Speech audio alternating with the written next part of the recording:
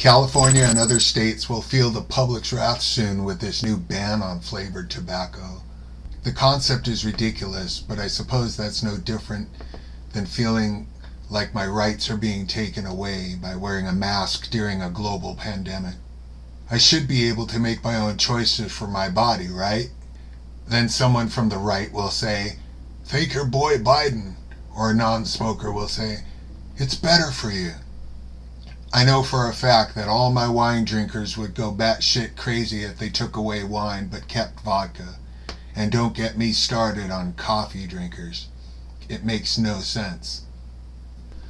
I know we are supposed to conform and accept radical change in today's world, despite how it may affect both individuals, no matter the gender or race. One gets offended while the other feels obligated. The world was upside down before the pandemic, but if anything, it has exposed humans for who they really are. From hoarding toilet paper in a worldwide pandemic to looting and hurting others for their own gain.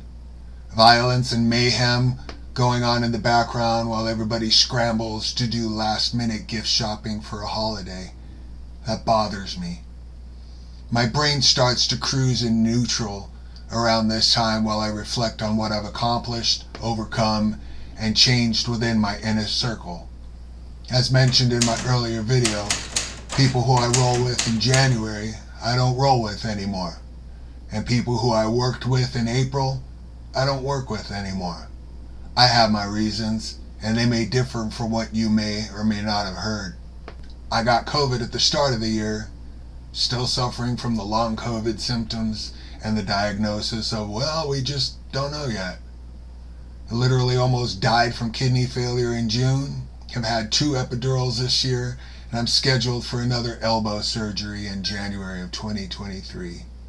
Back in 2022, I got into $20,000 debt because of a state error, and I've been trying to be patient and keep my head afloat while challenging myself constantly to keep busy with hopes that it will resolve soon. Some say I am overzealous. I say I'm motivated. I threw a few big events with some friends and accomplished a lot with the Undercover Supergroup. They are all positive distractions to how it is that I really feel inside. Empty. Throw depression and chaos into the mix along with chronic issues, and it can turn into a whirlwind of chaos.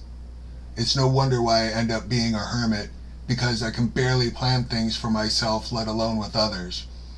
I bury myself in my own head, trying to come up with answers to my own riddles.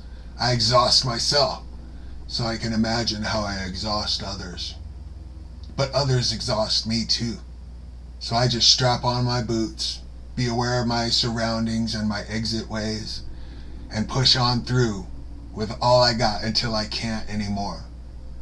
I don't have anything to prove to anyone but myself, and I have a lot more to put out there. I just hope that one day I can find that balance and be able to crack a smile a wee bit more. I do what I do because it is what it is. The struggle is the glory.